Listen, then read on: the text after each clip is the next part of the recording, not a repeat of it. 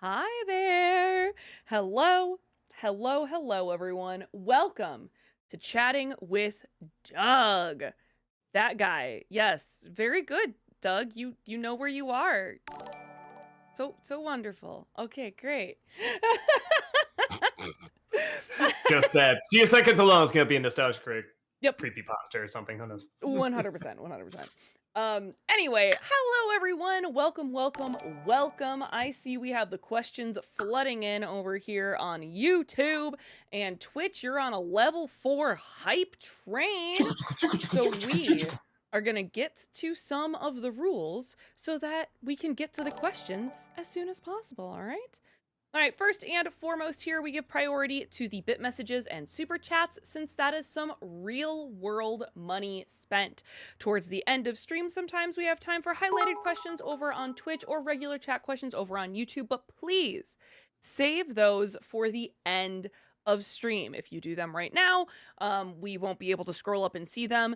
And that feeds into, don't repeat yourself either over and over and over again in chat. You can get timed out or even banned if you're going to continuously do that. On the YouTube side of things, we prioritize super chats that are $5 and over. We just get a large volume of questions, and this is a way for us to be able to prioritize so that we are able to get to those non-paid questions. If we have time, we'll go back and read some of the super chats that are less than $5, but we prioritize $5 and over.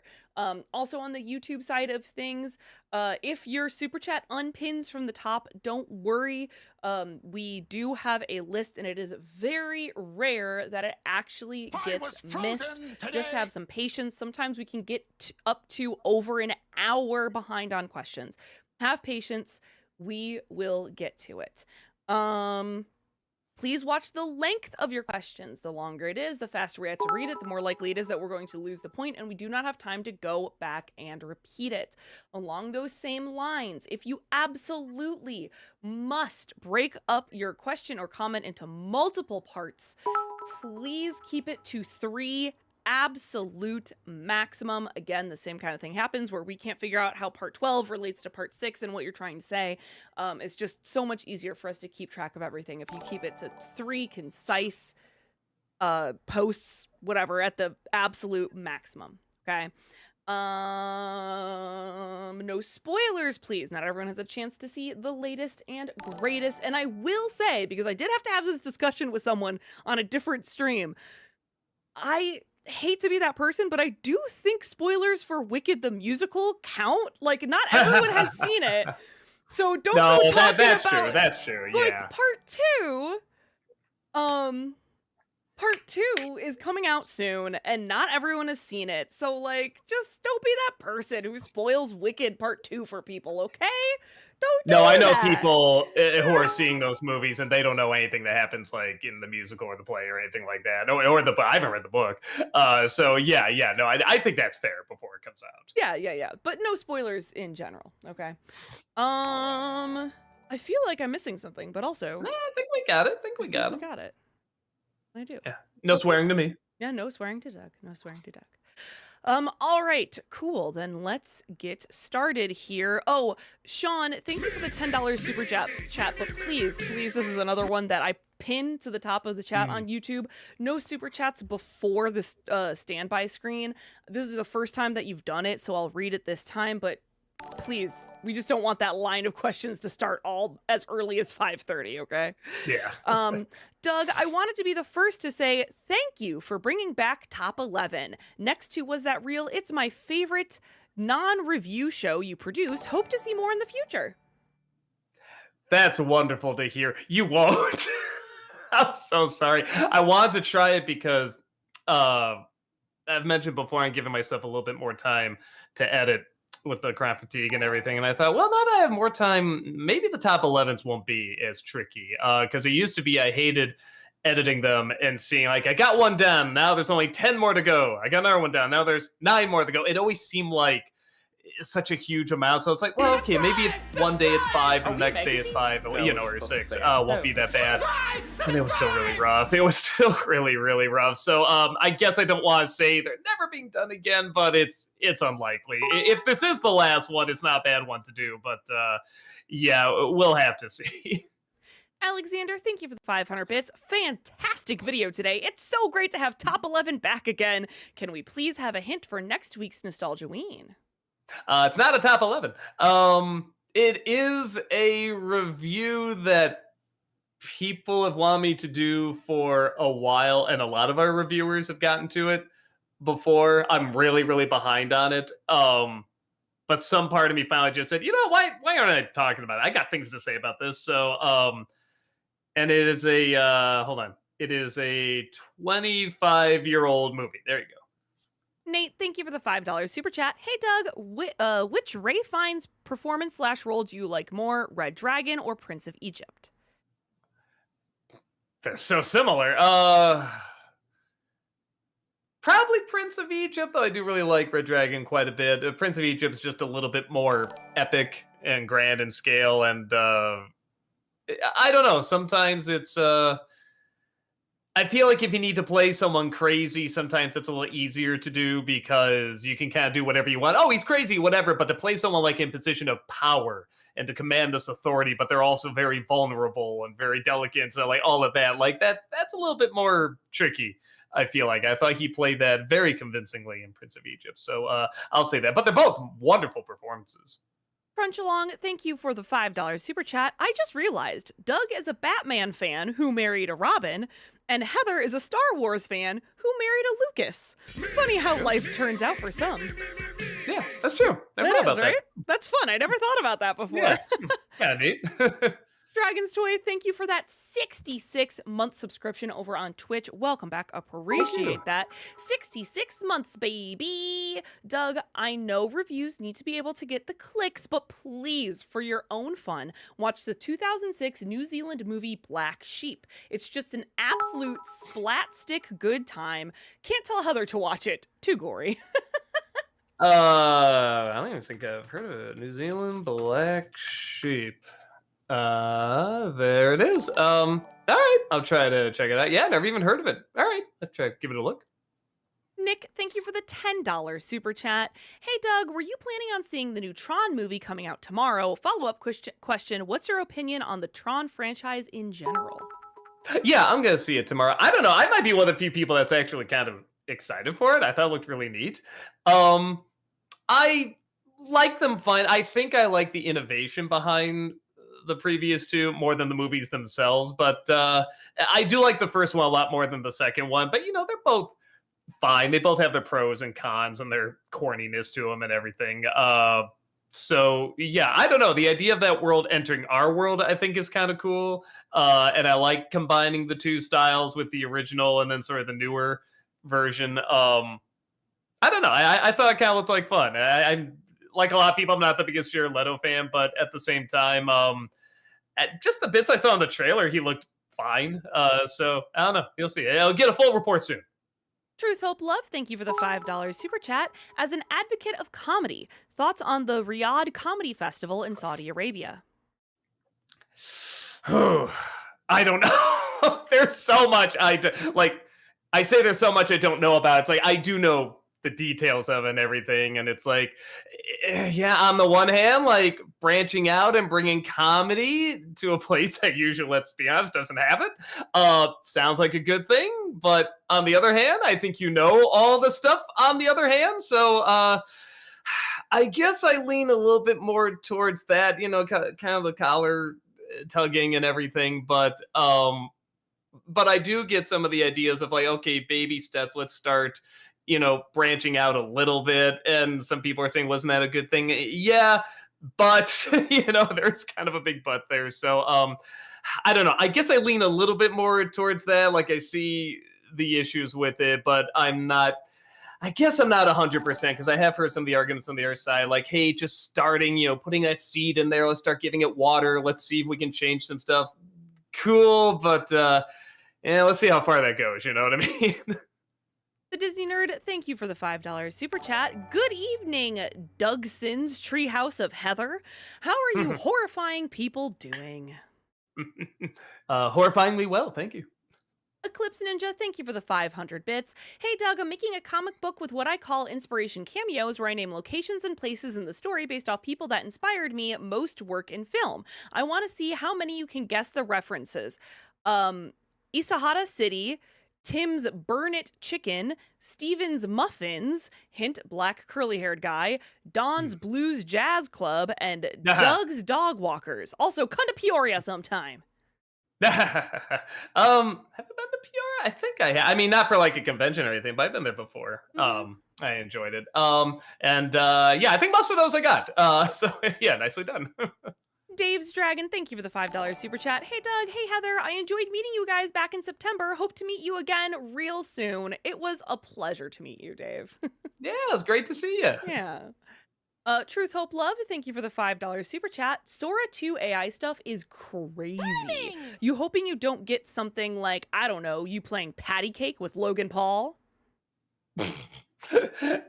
It already exists. You just thought that and somebody already made it. Somebody probably made it as you were saying that. So it's probably out there already. Too bad Waluigi time. Thank you for the £5 super chat. Question for everyone. Which is better, Madagascar or Ice Age? Oh, Madagascar for me. Ice Age, I think, had like one movie I liked where I actually did like all the Madagascar movies. In fact, I thought they got better and better as they went along. Though, okay, I never did see the Penguin one.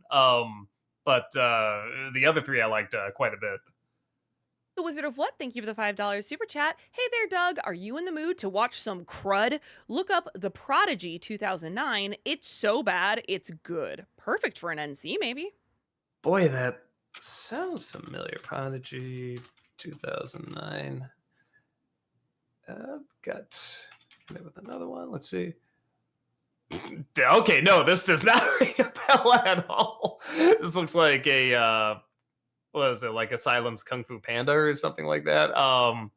Boy, 1.8 stars on IMDb out of 10.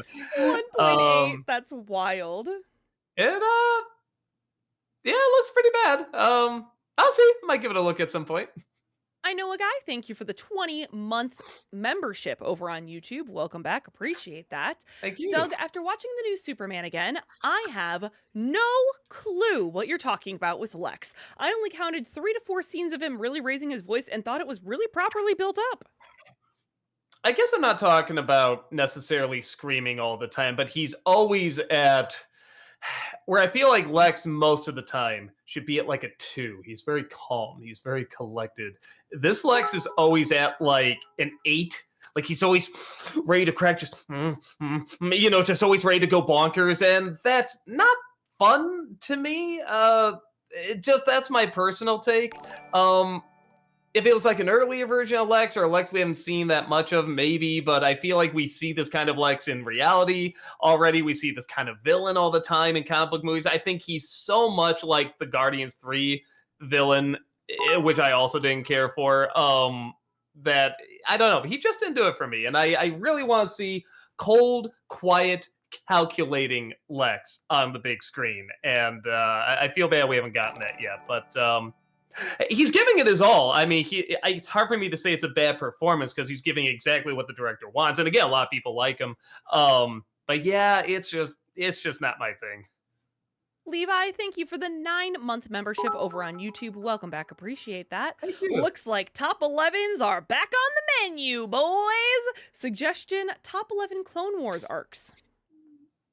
Arcs, interesting. Man, I wouldn't be the one to do it because I remember watching that show and really liking it. I did see all of it, but that's a lot of episodes, and I've seen them all only once. I made to go back and try to see all those again. It's like, good lord.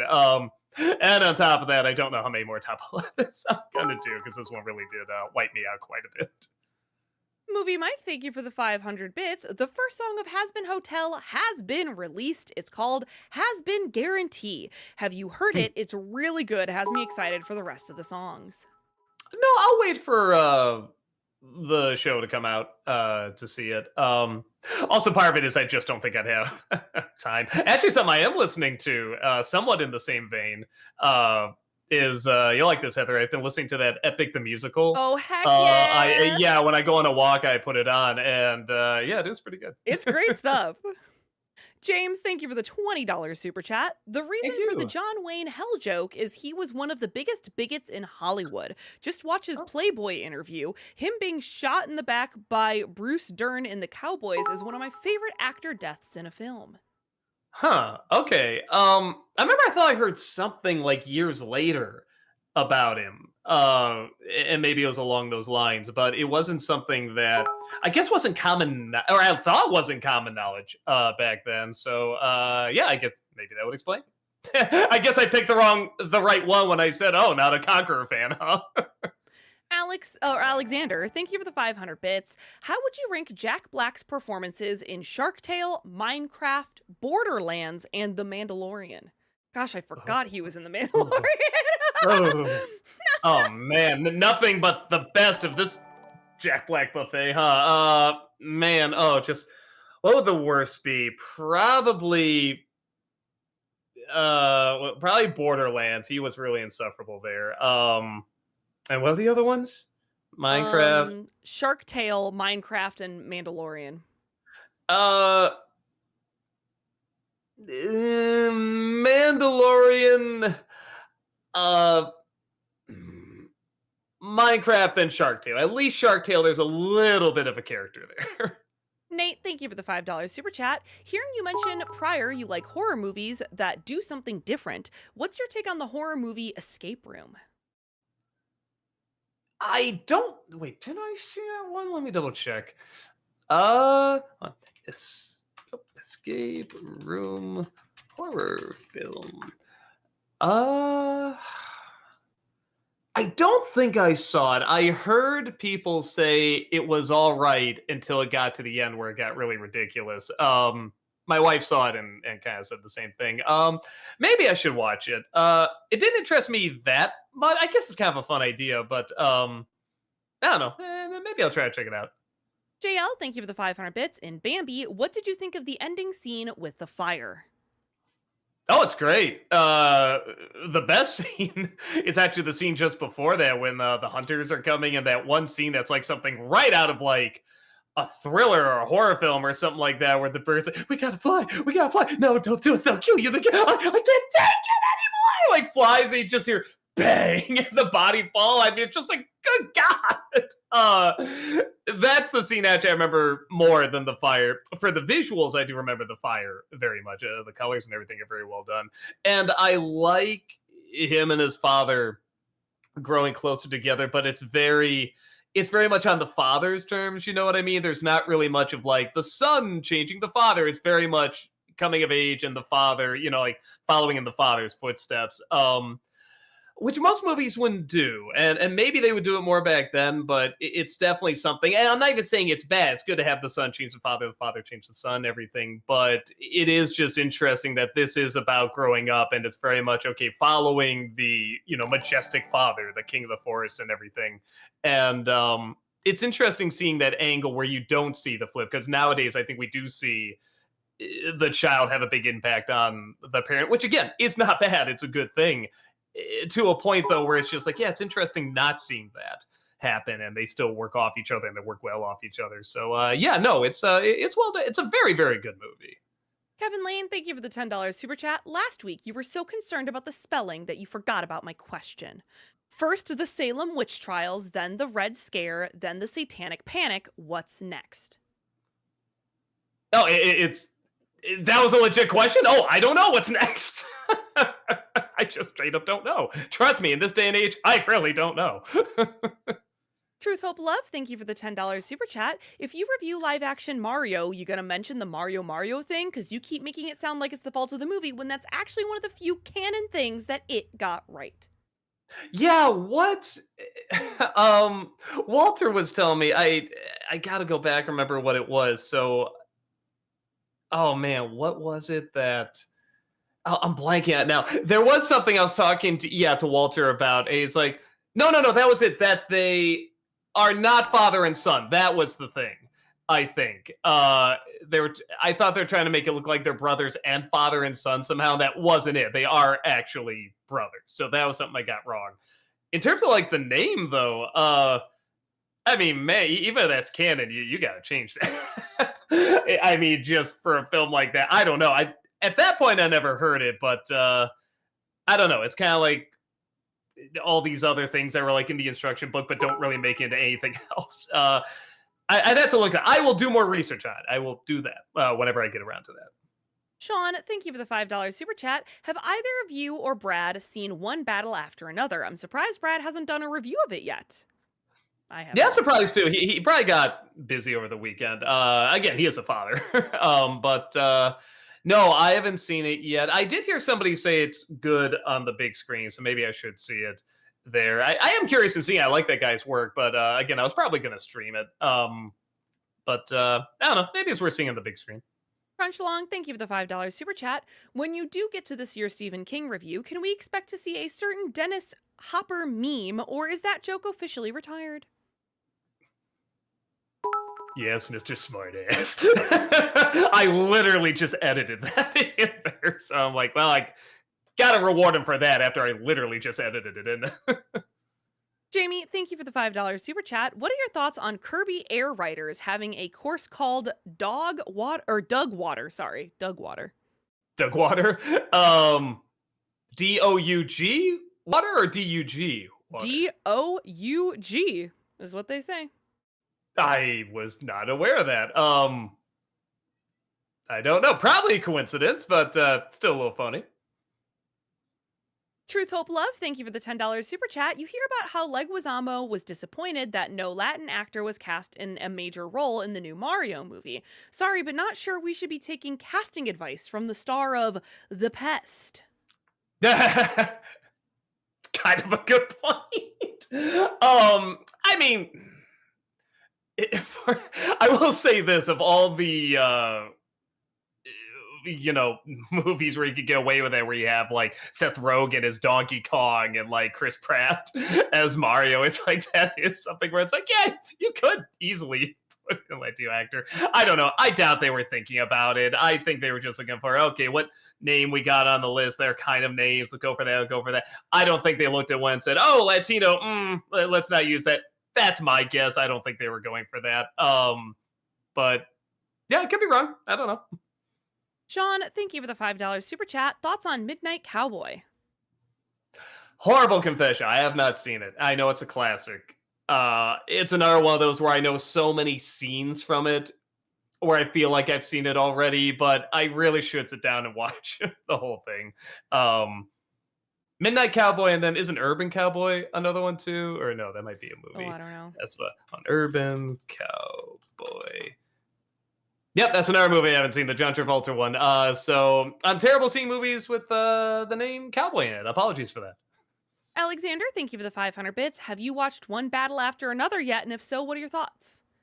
I haven't. I'm sorry. I don't know when I'm gonna get around to it either. I got a lot going on. This is always a really, really busy time because I got, obviously the holidays and also Disney Decembers and stuff like that. So yeah, I don't know if I'm gonna be able to get around to seeing it on the big screen. I might just stream it. On a Joker, thank you for the 500 bits. Which of these would you rather watch? Tom and Jerry and the Human Centipede, Tom and Jerry and Caligula, or Tom and Jerry and Schindler's List? Oh my god. Schindler's List might be a little rough. The others, on the other hand, would be hilarious. I guess I'm just already thinking of like the centipede one with a catipede that's already right there, but then just like all the cast together and then just little Jerry in the middle, like that South Park episode. I mean, that image alone is hilarious. I think I gotta go with that. But Caligula also has possibilities too. Again, just with the title, Caligula. Sean, thank you for the $5 super chat. Thoughts on The Great Outdoors? I liked it. I don't think it's like one of the greats or anything, but I get why a lot of people like it and watch it, several times and stuff like that. Yeah, no, it's good. It's a solid good. Truth, Hope, Love, thank you for the $5 super chat. If you are a true Looney Tunes fan, then you should easily know what Granny's real name is. Huh. Emma, something like that. I'm trying to think. I'm trying to think of the episode where Yosemite Sam trying to woo her over. He keeps saying, "Come on, Emmy." That's the only thing I can think of, but I could be wrong. Maybe I'm not a true fan. So I know the name of the artist that created them and stuff like that, but I don't know Granny's name, so I'm a fraud. Sorry. I have the answer here. The Yeah, answer sure. What is it? is Emma Webster. Emma. Okay, so I was right with Emma. I didn't know the last name though. Okay. The Disney Nerd, thank you for the $5 super chat. Doug, I need you to listen, because I'm preaching to the choir. Can I get the mic a little higher? Give me your desire. I can be the star you rely on. Oh, thank you. The Wizard of What, thank you for the $5 super chat. Do you guys have your Wicked for Good tickets secure? Also, if you ever did an NC on Wicked, would it be both of them back to back?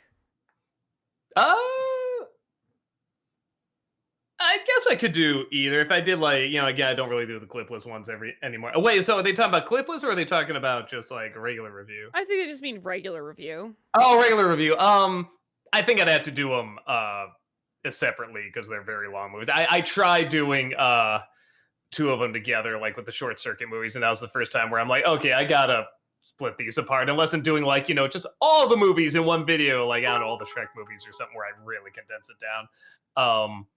Yeah, because there's enough to talk about there.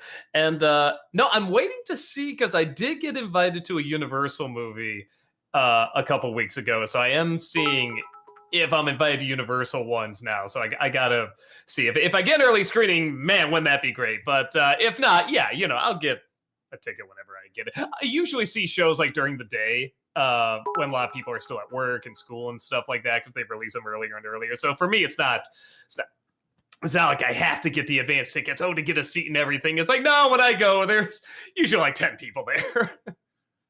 A lover of cinema, thank you for the 500 bits. How would you rank all of Jordan Peele's movies? For me, my ranking would be Us in last place, Nope in second, and Get Out at 1. It's rough because they all have things that are so good about them, and then they have just these little things that kind of drive me nuts. And with Us and Get Out, it's the comedic element. I'm always like, nah, both of these, and they're kind of off in different ways. Or Nope, everything really works. I'm like, man, every time I watch it, I'm like, well, what? When I went to see it again, I'm like, why did I only give this like whatever 3.5 or something like that instead of 4? And then as it keeps going, I'm like, oh right, it's just the way these two stories do not connect. One just completely gets abandoned, and I'm always like, come on, why? There's so many ways you could have worked that in more. So, man, but it still might be Nope out of all of them. That might be the one I'd rather watch the most. But I'm not saying it's necessarily the best album. The best album is probably Get Out, then Us, and then Nope. But my personal favorite is probably Nope. Alex Loves Musicals, thank you for the 500 bits. Happy Wednesday, everyone. Any chance we'll get an NC of Wicked next month since the sequel is coming out, or would that be too hard with the music? Be really hard with the music. Yeah, man, and everybody, we just got an overhaul. I think it's because the AI bots, an overhaul of like copyright claims again. It's like, oh, cool, we get to go through all this again out of nowhere. So, yeah, there's just every studio's doing it now. I think the only ones that aren't doing it too bad, to their credit, as much as we make fun of them, is like Disney and Fox, which is under the Disney umbrella. So, I don't know. Maybe you'll see a lot more Disney and Fox movies coming up. Will, thank you for the 500 bits. This is part 1 of 3. Fun fact, Charlie Sheen was one of the initial choices to play Daniel in The Karate Kid, which he really wanted to do, but he was doing another movie at the time, Grizzly 2 Revenge. To be continued. I know this story, but I will wait to hear all of it. Trip Corey, thank you for the $5 super chat. Do you like Gus or Willow more? Why am I blanking on who Gus is? Oh, when you said Willow, I thought of the movie Willow, but it's Owl House. I'm like, who was Gus? There was a Gus in Willow? Yeah, I'm like, no, it's Owl House. I totally thought of the movie. God, I'm trying to remember these two. I know they're always like kind of together. I'm trying to. I kind of remember a little bit more going on with Willow in her story. So I guess I'll go with that. But I remember Gus being an okay character as well. I liked them both. Sean, thank you for the $10 super chat. I don't mean to bash your opinion, but I think you were a little harsh on saying Monsters U was awful. I thought it was okay. I know it has its fans, but even then, I never saw it in anyone's top five. You're not alone. When I really ripped into that film, there was definitely a crowd that's like, "How dare you!" I'm like, "Really, Monsters U? All right." I do like the ending. I think the ending's very good. I think it's a very good lesson, not just for kids, but for adults, especially now in many respects. Um, I just didn't see the purpose of it. I didn't think it was funny. I didn't think it was interesting. I'm not a college movie guy. It's not that I'm even against the idea of like a really fun, goofy, crazy college movie. It's that they always follow the same tropes. I think those tropes are boring and they always act like they're the first ones to do it. And I'm like, I don't even mind following these tropes. Just why not do something new with it, something fun? It's like they're monsters. Boom, we're done. No, make the characters interesting. Make the bullies funny. Like, make the school weird. Like, why is just another college movie interesting? So I don't know. It didn't do anything for me. Will, thank you for the 500 bits. This is part 2 of 3. His father his father or Martin Sheen, to be formal heavily, advised him to keep his word to the Grizzly movie. So he, Charlie Sheen, asked the Karate Kid crew if they could wait for him until he was available in 2 weeks. They couldn't, so he had to decline the role. And part 3 is next year. Part three. Will, thank you for the 500 bits. This is part 3 of 3. To this day, Charlie Sheen views it as the role that got away because he just knew that the movie was going to be big. Charlie Sheen himself spoke on this in his most recent documentary. So, what are your thoughts on the idea of an alternative world where Charlie Sheen is the titular Karate Kid? I don't think it would have worked. I think I know Bill Burr said the same thing. I've been hearing other people say it too, and I just totally agree. I think he'd be fantastic as one of the skeleton kids, as the bully. You saw him in Ferris Bueller at that time. I mean, imagine him as the kid, like in the skeleton makeup and stuff like that. I mean, it's like, and I love the people they got, obviously, but it's like he would have been pretty awesome in that role. So, yeah, but as the main kid, I'm not saying he couldn't do it okay. It could be passable, it could be fine, but I don't think he could find the vulnerability as much as Ralph Macchio did. So, yeah, I think they went the right direction. Fred, thank you for the $5 super chat. I need to know from a real Chicagoan, when I hit at Portillo's, I get it with sweet and hot peppers, dipped, and with American cheese. Am I a disgrace to Chi-Town? Uh, no, I don't get with peppers personally. Even when I can't do spicy food now because it's one of the triggers, but even back then I didn't get it with peppers. I do love it dipped. I love it with cheese. Um, but no, I mean it's right. Honestly, it is one of those things where it's like get it however you want it. There's no right or wrong way unless you get ketchup on the hot dog, then you're Satan. F Major, thank you for the $5 super chat. Back when you were kid and teen, Doug, before the internet was mainstream, how did you all develop the concept of a good movie or work of media? I mean, kind of the same way we do now. We just talk about it. Word of mouth was even bigger back then. I feel like before the internet because it really was just mouth, people talking about it.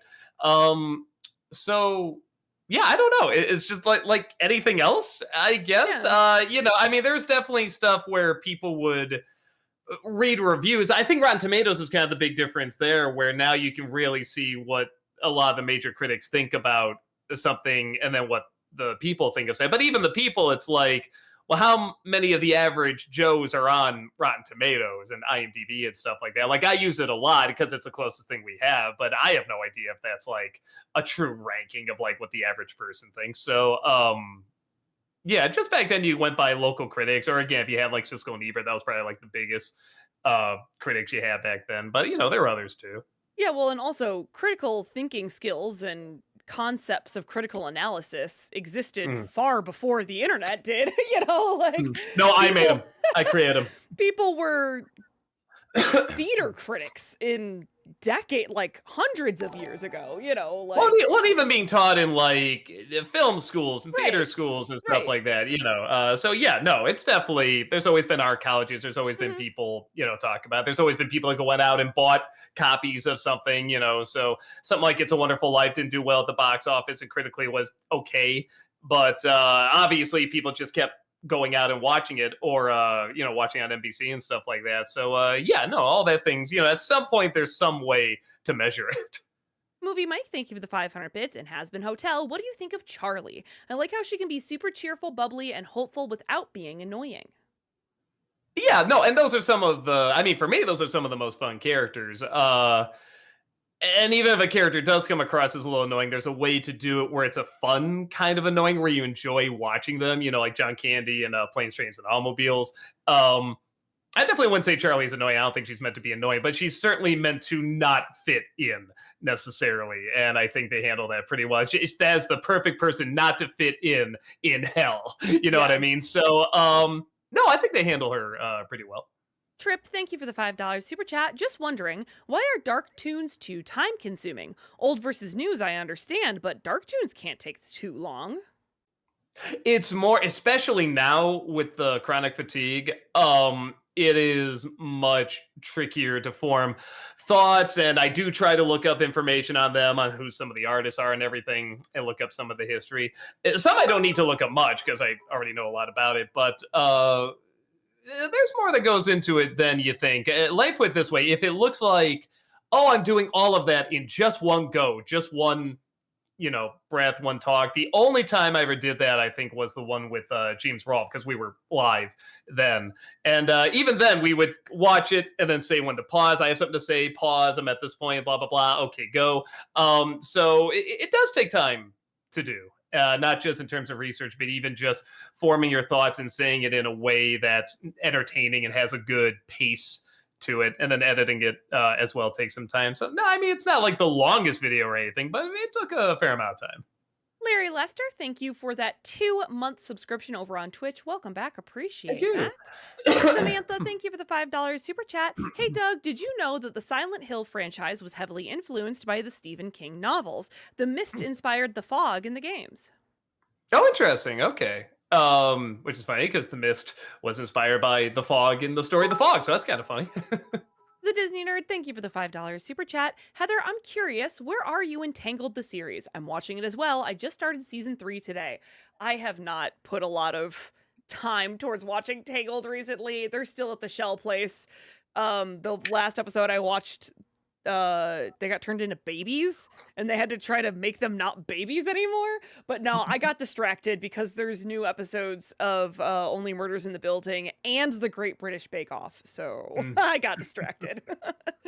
Sean, I know. I love the way you put that. They turn to babies and they try to make them not babies. right. I don't Well, I know was why that trying makes to me laugh. remember like if there was anything deeper to it, and I was like, no, they were just trying to make Cass not a baby anymore. And they had, I mean, it was an interesting episode because then you saw Rapunzel and Flynn talk about parenting. So that I thought was super interesting for them to tackle like different styles of parenting in a show like that. But I was like, is there anything else to it besides they talk about parents and then they just try to make them not kids anymore? No. That's it. That's all there was to it. Sean, thank you for the $5 super chat. Possible NC with Joe Ramone for the Naked Gun since he has a different viewpoint. Uh, I mean, I wonder what. I think I've seen his videos on it. Well, yeah, are you even talking about the original Naked Gun? We talk about the new one. Yeah, I don't know. I've seen him talk about the Zuckers and some of the possible plagiarism with some of those jokes with it, but I certainly see him talk about Leslie Nielsen a lot. But yeah, I haven't seen him talk about the newer film if that's what you're talking about. So I don't know. We'll see. Maybe there's something there. Merrick Lupus, thank you so much for those 10 gifted subs over on Twitch. Thank you. Really appreciate that. Thank you. Movie Mike, thank you for the 500 bits. What do you think of Tim Robbins in War of the Worlds? Oh, I don't know why I got Tim Robbins directed a movie about Orson Welles when he was at the Mercury Theater. So I was like, And did Tim Robbins play Orson Welles? No, he didn't. Did he do War of the Worlds? No, no. Oh, the actual movie War of the Worlds, the Steven Yeah. Spielberg one. Um, I don't know why I didn't buy it. And I don't think he's like a bad actor or anything like that. I just saw Tim Robbins playing a role, and it's not like he's awful or anything. I don't know. I just didn't believe, yeah, he's a guy that's really living down there and has all these conspiracy theories. Instead, no, it's Tim Robbins playing this guy. You know what I mean? So, I don't know. It never quite worked for me, but it wasn't like awful or bad. Or, oh, I can't believe I'm watching this or anything. It just never quite clicked. The Disney Nerd, thank you for the $5 super chat. What do you both think about Eugene in Tangled the series? I think he's all right in season 1, but they make him more interesting in season 2. I mean, everything in season 1 is just, it's okay. Yeah. I think Eugene plays really well against like Cass and Lance, and I think having those characters interact with him makes him a more interesting character because we saw a lot of his arc in the Tangled movie, and I think in season 1 they just didn't know what to do with him besides like, look, him and Cass don't get along. You know? I think you nailed it. I think having those other two go with him played a big part. And I can't. Did you get to the episode with his father yet? No. Who they get? There's a couple casting choices coming up that are really funny and really cool, and I think they have a lot of fun with. So when they get to that episode too, I thought they'd add a lot. Sailor Aaron, thank you for that 52-month subscription over on Twitch. Welcome back. Appreciate that. Thank you. 52 months with this amazing channel. Whoop, whoop. Almost 10 days until my 30th birthday. Great top 11 video today, Doug. I miss top 11. Oh, thank you so much, and happy early birthday to you. JL, thank you for the 500 bits. What did you think of the scenery in most Disney animated classics? Do you think it still holds out? Holds The up to scenery, viewers? as in like the backgrounds and stuff I'm like that. assuming that's what they Oh, that's mean. some of my favorite. That's one of the gorgeous. most consistently good things in any Disney animated film. Yeah, honestly, it's hard to find one that had bad backgrounds.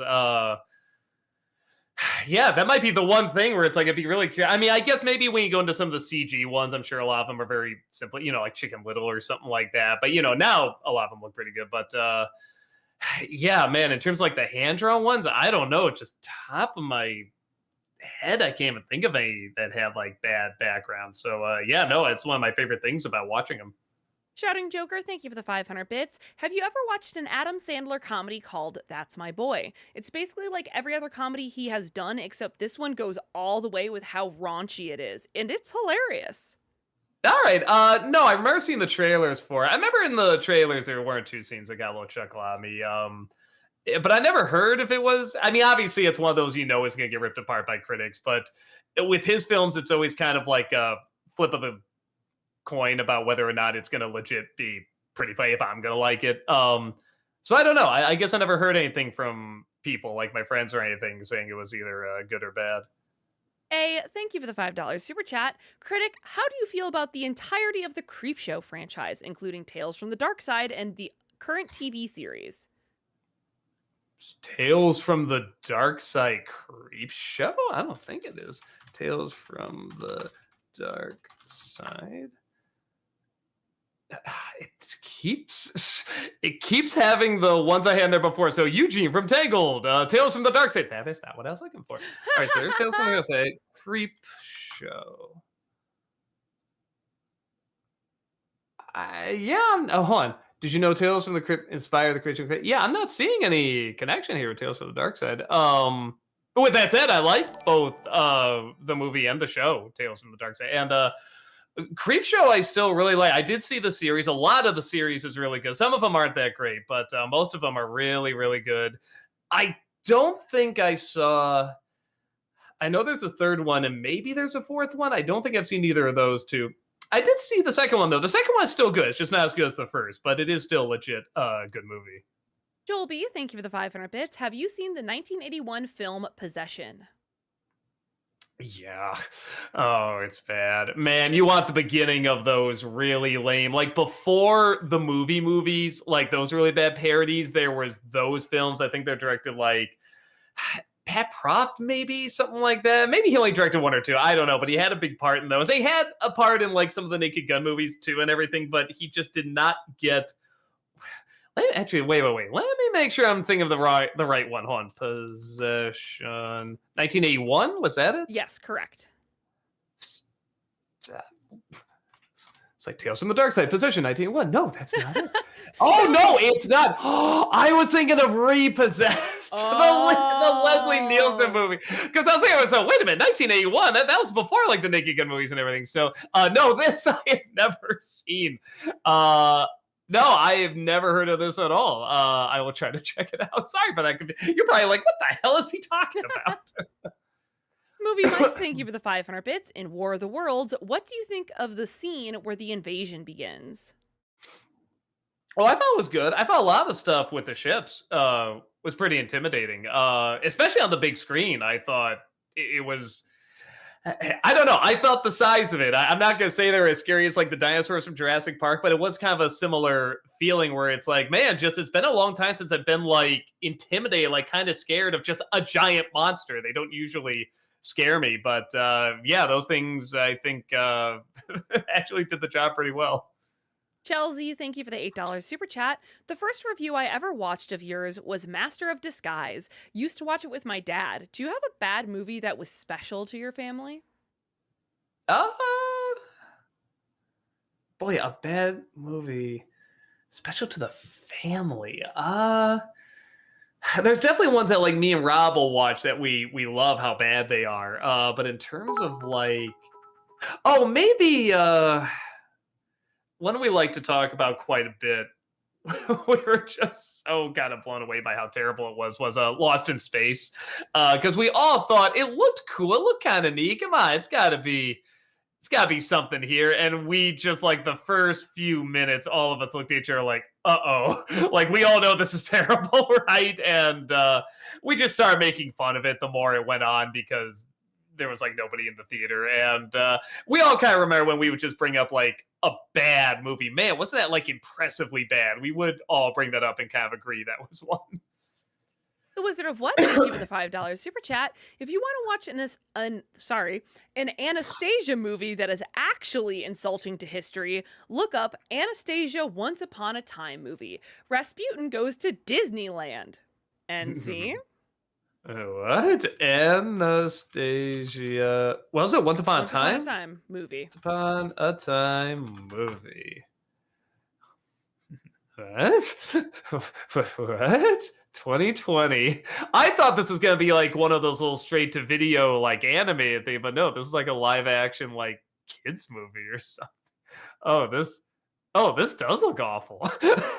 Wow, it's got like time traveling and everything. All right. I was gonna say, like, I mean, Anastasia, the Don Bluth one, I mean, it's got good stuff, but I would say it's kind of insulting to history. And now looking at this, it's like, oh, okay, after seeing this, yeah, I mean, people would look at that as like a historical document, I'm sure. We'll see. It does look fascinatingly bad. Nate, thank you for the $5 super chat. Doug, is there any chance of a December review of South Park's Woodland Critters Christmas in the future? I mean, I love that episode. I still watch it a lot of Christmases. I don't know. I mean, there's a lot of stuff that's tricky to get away with already with South Park, but I also don't know if like Paramount's one of those that's been pretty tight with the copyright claims and with South Park and everything. So probably not.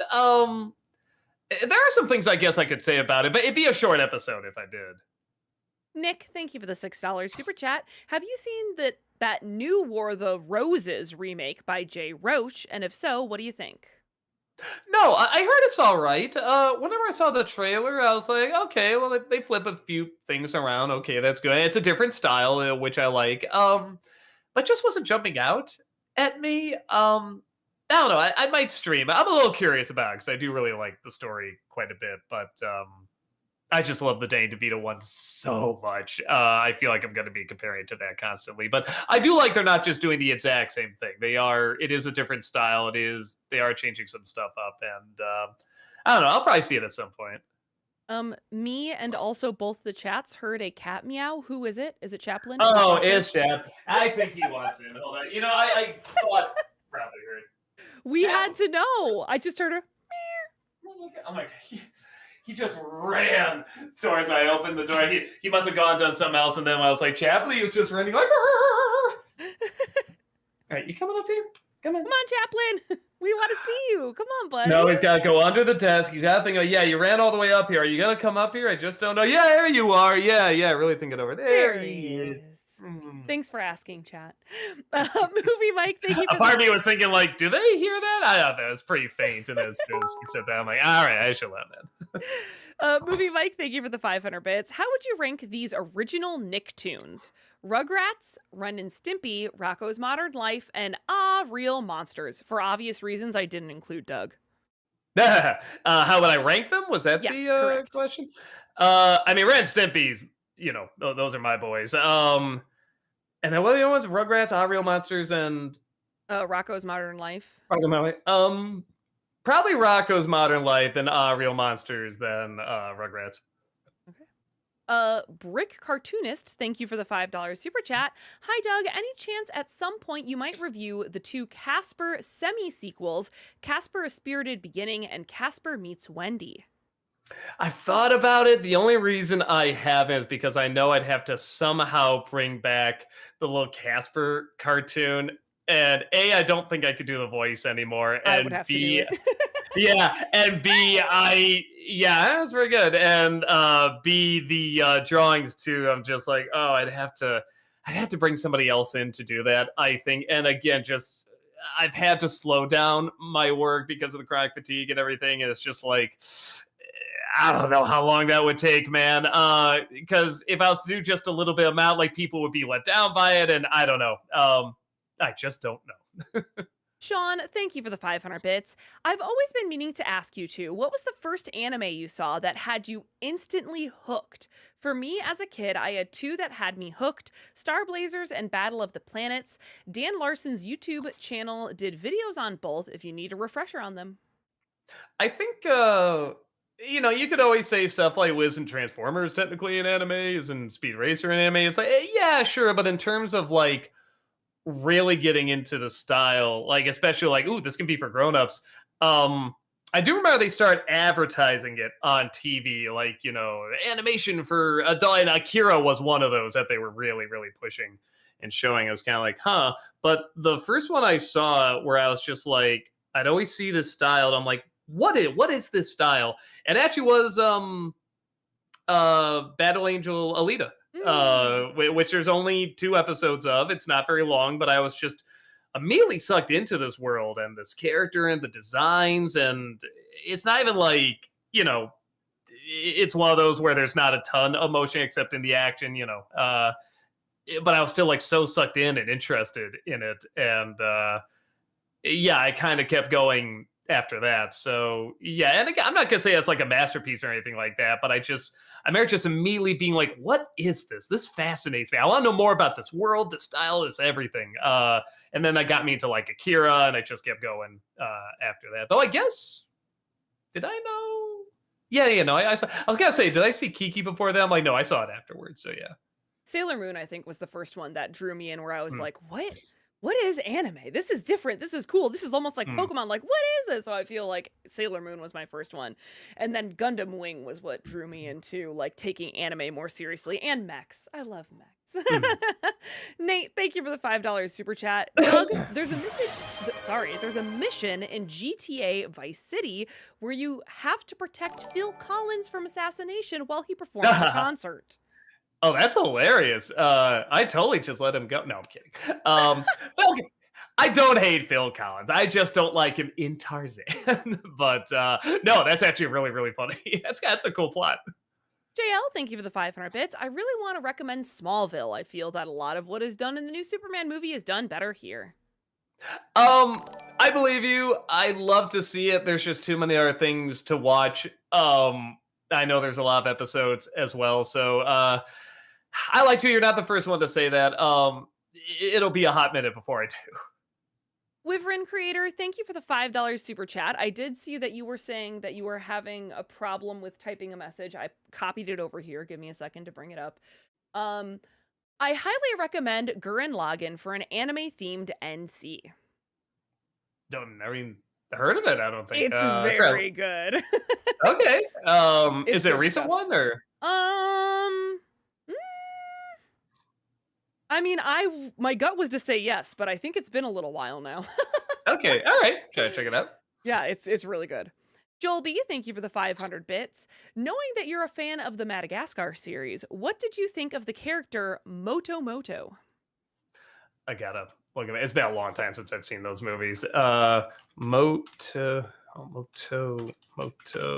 Madagascar. Oh my gosh, Sailor Aaron, Oh, 2007 Gurren Lagann came out. I was like, oh oh yeah, wow. it's so recent. Oh my gosh, no, I was Well, watching Gurren Lagann in college. No, you're right, you're right. I was gonna say, but we might have gotten it later. Oh, you're watching it in college? No, there's no excuse. I remember that character being kind of like, yeah, I think I remember more the walk, like him just kind of pushing people out of the way and stuff. I don't remember a ton outside of that, but I do remember that scene being oh yeah, and like people would kind of like fall over as he'd be walking. Yeah, that was a little funny. Shouting Joker, thank you for the 500 bits. Have either of you guys listened to Taylor Swift's new album? I'm not a Swiftie, maybe just a casual listener, but there's one song I found catchy called The Fate of Ophelia, which I have not been able to stop listening to. Uh, I have no problem with Taylor Swift at all. She's totally fine, like talented and everything like that. I just never got super into it, but that's also how I am with a lot of modern artists. I always say movies is kind of like movies is my music. You know what I mean? That's the thing I obsess over. I have to see the latest, all that stuff. Where music, I think, is more how other people do movies. Like, yeah, I'll see that if it sounds interesting. Kind of the same thing. And Taylor Swift is totally fine. I just never got super into it. Heather's more the Swiftie. You should talk to her. Well, I'm not a Swiftie, but I'm a music person. I haven't listened to Hmm. the new album yet. I haven't. There's just been so much discourse around the album. It's like, I don't even want to listen to it right now. I'm going to have to be in a headspace where I'm not affected by what other people are saying about it when I really want to listen and judge it for myself, you know? Sailor Aaron, thank you for the 500 bits. It was so cool that they got Madhouse, the same animation studio behind Death Note, as many other anime shows / movies, to do the Death Tome segment for Treehouse of Horror. Doug and Heather, do you have any favorite anime shows / movies done by Madhouse? I mean, I do like Death Note. Death Note is very quite a good. bit. What else do they do? Yeah. Wait, Madhouse. Madhouse anime. Let's Yeah, see. I don't know what else they do. Oh, One Punch Man. Oh, heck yeah, Punch Man. Perfect Blue is pretty phenomenal. Oh, Perfect Blue is them too? Yeah, but I guess a lot of the Satoshi Kon. Well, some of them. Oh, Okay. Wolf Children's really fantastic. That might be. It's a toss up between Perfect Blue and Wolf Children. Then. Oh, I Paranoia think, for Agent's me. on the list too. Oh, Oh, is dang. that on there too? Oh, it really is a lot That's of what the I'm Satoshi Kon seeing. stuff. Okay, yeah. No, I mean they've done phenomenal stuff. This is really, really Yeah. fantastic Oh, work. Trigun Okay. too. Freaking love Trigun. Okay, great. I don't know. So Lots of there you good go. ones, There's some apparently. answers for you. Movie Mike, thank you for the 500 bits. It has been Hotel. What do you think of Vaggie and Charlie? Do you think they have good chemistry? Yeah.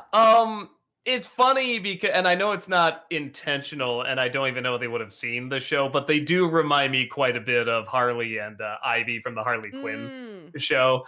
But not to a point where I'm like, they're ripping it off or anything like that. But I will admit there is a little bit of a disadvantage where I always think, yeah, I kind of like them a little bit more. So I kind of judge them together, and I really shouldn't. They're two entirely different things. Yeah, no, I think they're both done pretty well. Nate, thank you for the $5 super chat. Doug, what's your opinion on Captain Rex from Clone Wars? He's arguably more popular than more well-known characters, even outside of Clone Wars. Yeah, he's great. And the way they keep working him in and what was it, Rebels and stuff like that. Yeah, well, I love that the first episode is just them setting up that idea that the clones, even though they're clones, they can have different personalities and they give themselves different names based on their numbers and stuff like that. And that just immediately was so engaging. And I'm just like, that is so much more an interesting idea than like 90% of what we got out of the prequel. So yeah, no, and he was obviously in that one, and that was like the introduction and everything. I just thought I guess the fact that we can even talk about that at all with these clones is so great. And it was all introduced in that first episode. Licorice Stick, thank you for the $5 super chat. Hey Doug, big fan. I've been watching since I was 8 years old in 2010. My question for you is, what's your favorite episode of Tales from the Crypt? Man. I do like the war one, the one Zemeckis directed. I like the one Schwarzenegger directed. Let me see. When they went to Britain, they did a whole episode. They did a whole season in Britain. I love the first one. I think Bob Hoskins directed it. It had a really good surprise, really good twist. Um, Man, I know there's other. We've seen all the episodes. I'm blanking on the other great ones. Oh, I know there's more. I'm just blanking, but those are some I really remember. JL, thank you for the 500 bits. What Halloween movies have you gone through so far for the spooky season, and what have you enjoyed so far? I've seen a ton. I have kind of put on my Halloween commercials. I like doing that. No, that's not true. I put on a few, like kind of the lame ones that nobody remembers or talks about, but I grew up with, like the Raggedy Ann pumpkin that wouldn't smile, the Halloween that almost wasn't, the Disney Halloween treat and stuff like that. Like I've seen those. The little witch episode with Huey, Dewey, and Louie. Yes, I've seen like the shorts. I haven't seen too much of the movies yet. Um, Wyvern Creator, thank you for the $5 super chat. Oh no, if there was another message, I only got the one about Gurren Lagann. Oh, Sorry. Sorry. Deb the Wiser, thank you for the 500 bits. What are some of your favorite Rob Zombie songs? I mean, I'm very boring. I like the ones everybody likes, the Living Death Girl and was it the Dragula? Oh, there's another one that let me look up That was my the album. computer, not yours, chat. Sorry about that. Let me look up the one that it's like an obvious one. I used to listen to this album all the time, and I'm like, well, what's the main one I really go?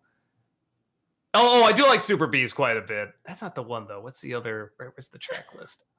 Sorry, it's probably Now not it's that big a deal. bugging Hold you.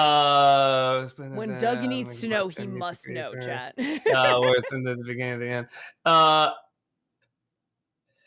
Maybe it was Super Bees. Yeah, that was Great. pretty cool.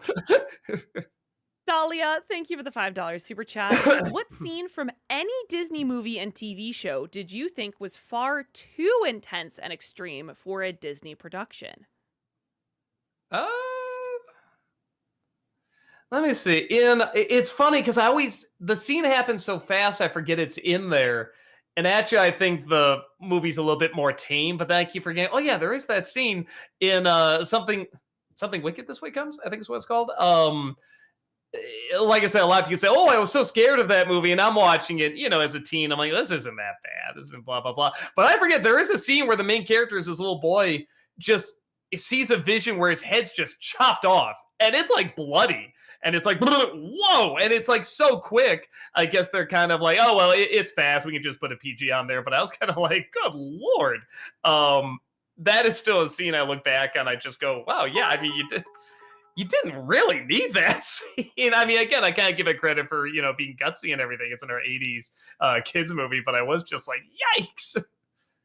JL, thank you for the 500 bits. You mentioned Spectacular Spider-Man was removed from Disney Plus. YouTube has been uploading episodes through the Hall of Heroes YouTube channel for people, but yeah, I do miss it on Disney. I actually didn't know it was removed. I think maybe somebody else brought it up here. But I mean, I've already seen them. I'm good. I saw it all the way through once. I want our season. That's what I want, man. Joel B, thank you for the 500 bits. Which villain do you prefer, Darth Vader or Sauron? Darth Vader. Yeah, okay. Wait a minute. Because, what are we measuring here? Are we including Anakin and that?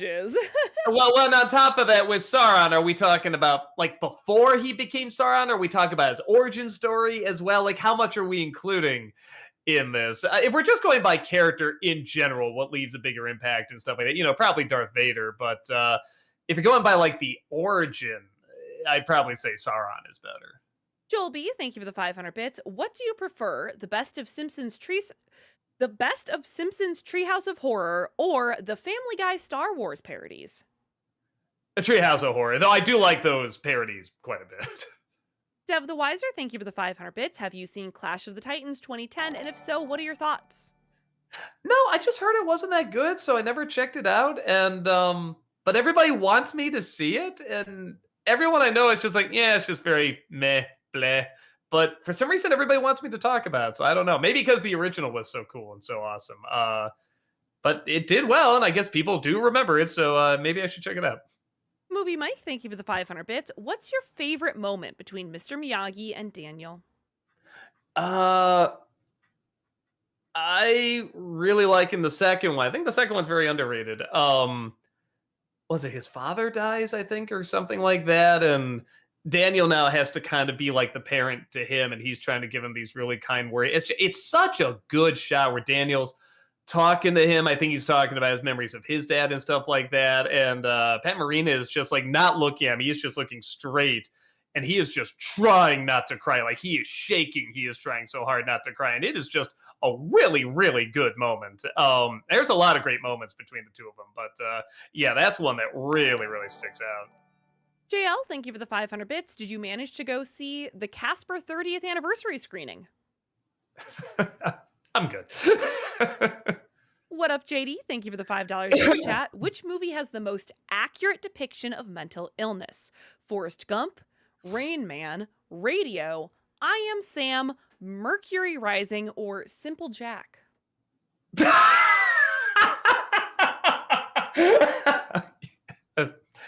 That was very well built up. I really, really was like, this is your list? And I'm like, oh, I see what you're saying now. Simple Jack seems the most authentic to what it is. Joel B, thank you for the 500 bits. Who do you think is more cute, Gizmo or E.T.? Oh, Gizmo. E.T.'s a little... I don't know. He looks like a private part to me. He kind of looks gross to me. I get why people think he's cute. I mean, like, E.T. when I was and the a big kid. eyes.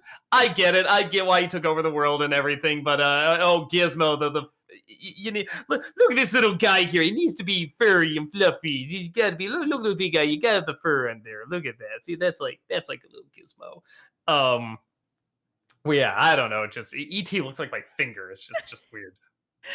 JL, thank you for the 500 bits. If they made a Spider-Man 4 with Toby and Kristen as parents, would you see it? Apparently, the Batman screenwriter has an idea for a fourth Spider-Man movie. I guess I'd be curious. I've just never been that into that version of Peter and MJ, but at the same time, I really did like how they did No Way Home. I thought they handled all that really well. So but I'd be lying if I said I wouldn't be a little curious what his idea was. Joel B, thank you for the 500 bits. Least favorite song from Wicked? I know what mine is. Something bad is happening in Oz. Yeah, that's pretty dumb. I'll go with that. I mean, for me, I do like the songs, but honestly, there's only a handful I really remember. The rest, I'm like, oh, that's fine, kind of thing. Or I know people like can sing every single lyric to it and everything. So, yeah. But when you said that one, I'm like, yeah, I do remember that one being pretty lame. Dev the Wiser, thank you for the 500 bits. Have you seen Wrath of the Titans 2012? And if so, what are your thoughts? I didn't even see the first one, so yeah, I didn't see the sequel. The Fifth Chris, thank you for the $5 super chat. Have you ever seen the movie Dracula Untold? And would you ever consider reviewing it for Nostalgia Queen? I think I remember when it came out and just it was forgotten so quickly. I guess I didn't really look into it. Patrick, thank you for the $10 super chat. Hey Doug, not sure if commercial special is done this year, but there needs to be one with Jack in the Box commercials. An exploding clown turned into an amazing series. I actually do have that on the list. The explosion and then the commercials afterwards. There are some of those where I thought they were There's one in particular, and if you've seen these commercials, you probably know the one I'm talking about, where I literally had to go and see if it was dubbed. Like, no, somebody did a comedic dub of it, and I'm watching. I'm like, no, that was in the commercial, and I'm kind of excited to talk about it because you really will just be like, no, he must have dubbed that in. No, this was really said.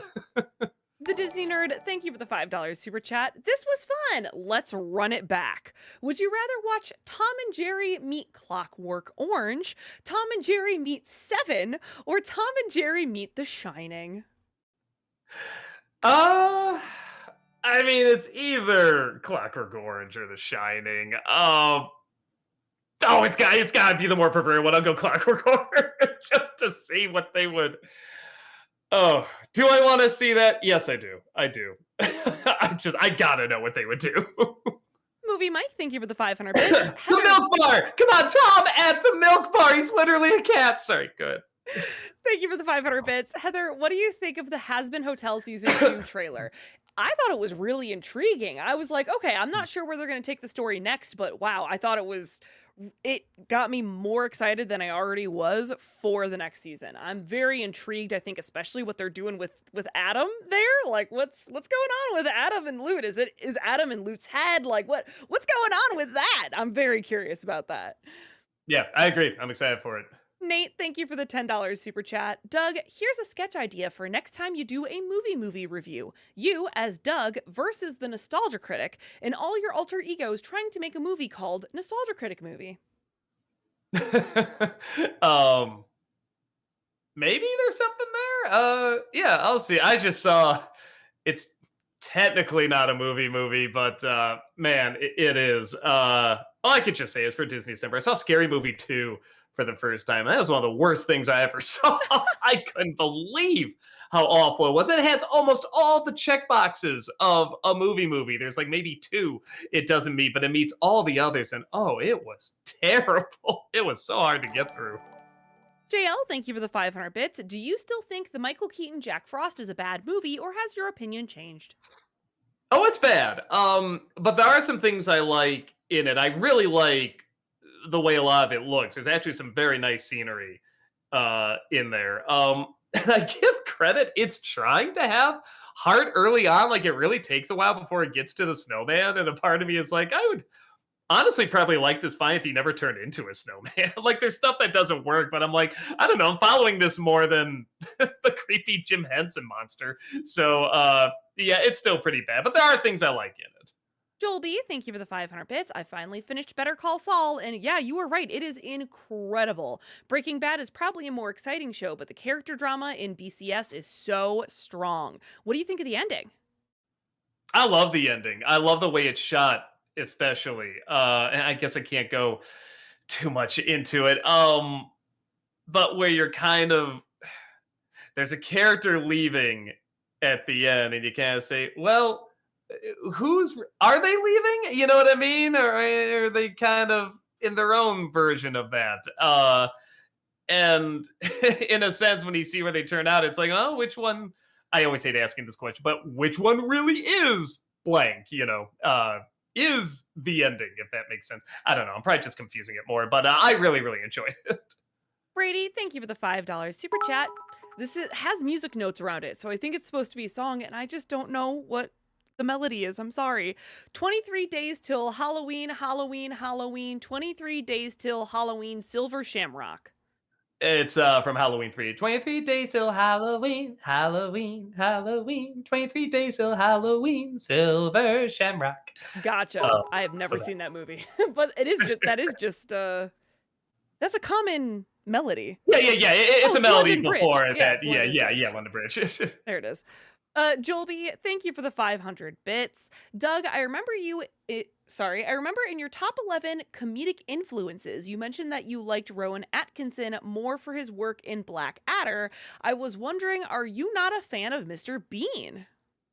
Oh, yeah, no, I like Mr. Bean. Rowan Atkinson is just more my jam. I like the jerk, especially British jerks are phenomenal. I love Bernard from Black Books. I love Arnold Rimmer. I love just half the cast of Monty Python. They're just the best jerks. And Rowan Atkinson was just so fantastic as a Blackadder. I still watch the Blackadder Christmas special every Christmas. I just love it so much. Movie Mike, thank you for the 500 bits. In The Thing, what do you think of Macready? I think I gotta look him up. It's been a long time since I've seen that movie. Spell the name? Macready.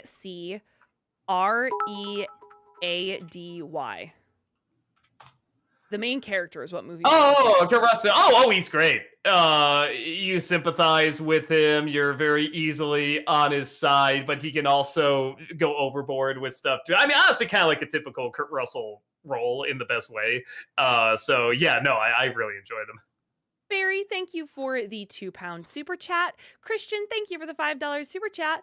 Have you seen Jones Barbecue and Foot Massage, an old YouTube video?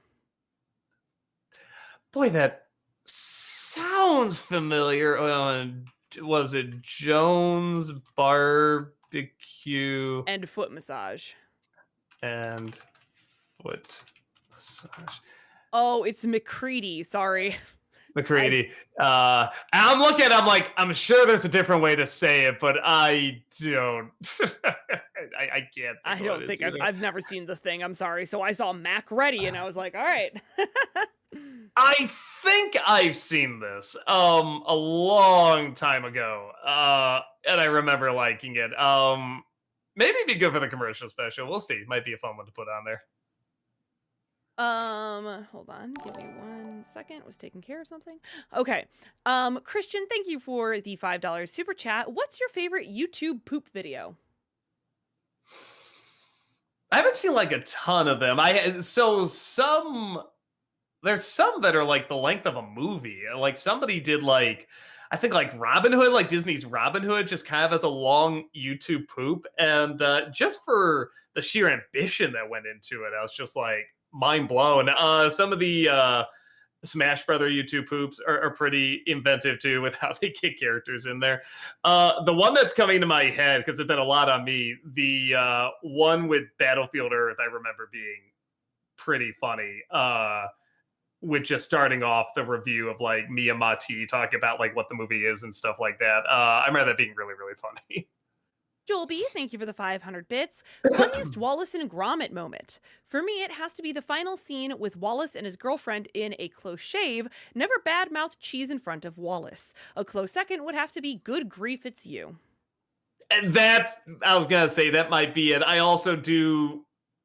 They're all in the first one, The Wrong Trousers. I love when the penguin's about to get away, and then you see, Gromit with the pin there, the little rolling pin, like he's gonna bust him up, and then just the penguin takes out a gun, he just immediately drops it, puts his hands up. Like it just goes nowhere. And I love the follow-up when he goes, "Catch me, Gromit." All of that is great. Movie Mike, thank you for the 500 bits. In War of the Worlds, what do you think of the relationship between Tom Cruise and Dakota Fanning's characters? It's all right. It's believable enough. But again, not to a point where there either needed to be more ideas or it needed to feel more real. And it couldn't quite balance that out. But I don't know. If there was more ideas, more something else to it, a little bit more bite to it, it probably worked fine.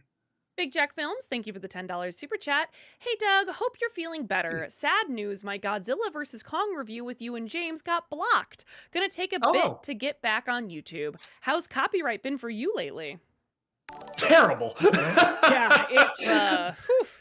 Yeah, no, it's funny because we've been going, okay. I mean, we're always used to getting some, and then somewhere, I'm sure it's the AI bots doing it, and they're just being a pain about letting a lot of them go and stuff like that. So, and we got to do it one by one. We can't do like all of them at a time, because if 2 or 3, get denied and get a strike on it, well, the channel's gone. So things aren't rigged a certain way at all. So, yeah, not great.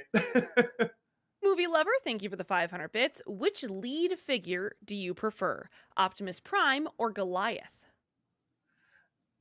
Goliath. I get why somebody would say Optimus Prime, though. I mean, he is just kind of like the perfect, noble, strong, stoic, the leader, the father figure, all that stuff. But Goliath is a very complex, interesting character. I like his past. There's a little bit There's a little bit more to his voice with Keith David, and that's not all to knock the way Optimus Prime is written or voiced or anything like that. Like he's done very well too, but Goliath is just allowed to be more complex and interesting, where the stories in Transformers had to be very simple. It's kind of impressive we got as complex and interesting Optimus Prime that we got there, but no, Goliath was just allowed to be more interesting, and I think has a little bit more going on. Jay, thank you for the $5 super chat. Nostalgia Critic, what is your favorite video game, current or older? Please go back on Oni Plays soon. Yeah, they have me, man. There is merch. There's Nostalgia I Critic think, creepypasta merch. Or did they stop? Is that out? I Did they have like a soon?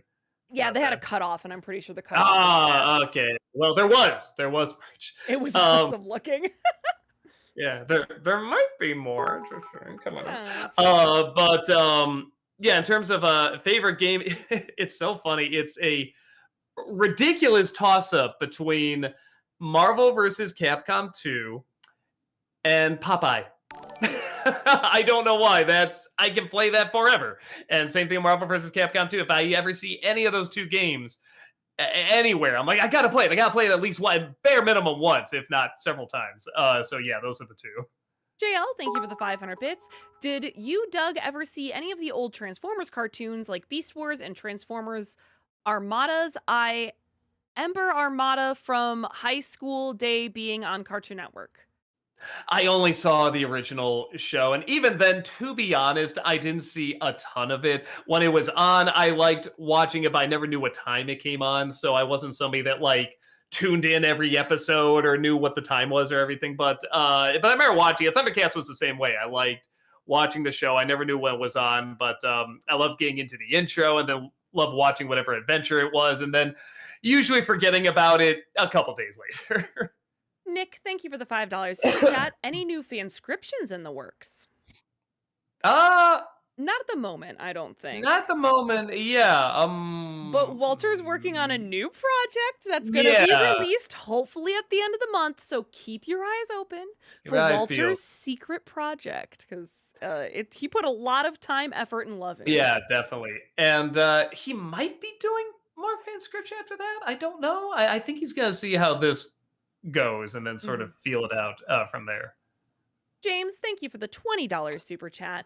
Thank you. Douglas, son of Barney Walker of Hammond, you have been found guilty by members of your fan base for uttering your hate of the Disney film Hercules. And so, as a blasphemer, you are to be toned to death. To Beth? To Beth. YouTube hates the words. I just said I was lovely enough for Hercules. You're only making it worse for yourself. What's so funny is I don't even hate the movie. I don't think it works, but I think that's kind of funny. You're just that son of a bitch hates that movie. I'm just like, oh, I don't know. It just didn't quite come together for me, but there's good stuff in it. James, thank you for the $10 super chat. Doug, when Mary Poppins says she's practically perfect in every way, do you think that means she is perfect in nearly everything she does, or is perfect in a practical sense in everything? A little bit column A, a little bit column B. That's what's so great about the character. Either could be true and both could be true. James, thank you for the $10 super chat. What were you and Rob referencing in the first viewing Mary Poppins Returns when you both said, a potato? It's the HMS Pinafore. Yes, yes, yes. Thank you, thank you. I gotta watch it again. Man, I thought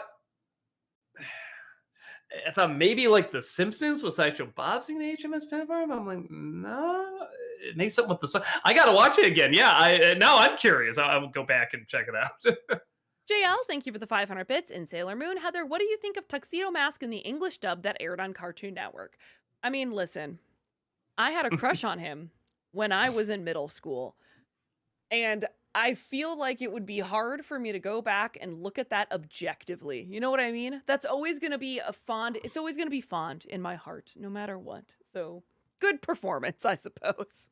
Movie Mike, thank you for the 500 bits. In Sonic Sat AM, what do you think of him and Sally? Do you think they have good chemistry? I do. I like the idea of him having a girlfriend that's not just not a female him, because I did a lot of that back then, and then also not just like as they kind of did back then, the girl, kind of thing. Like she actually was a developed, interesting character. She was like the leader and everything. They completed each other. She was a little bit more serious, but not a sourpuss, and he was much more lighthearted, but could get stuff done as well. No, I thought they actually worked pretty well together. Movie Mike, thank you for the 500 bits. Fun fact about Elio. Originally, Olga was Elio's mother and was changed to his aunt to add to his feelings of being alone. I think that was a mistake, and I do still like the movie. And actually, I feel like I stand by that movie more than other people do. A lot of people really rip it apart. I'm just like, I think there's good stuff here. Like this would almost be one of their really great ones if it wasn't for a few changes. I do think that's one of them. She should have been the mother.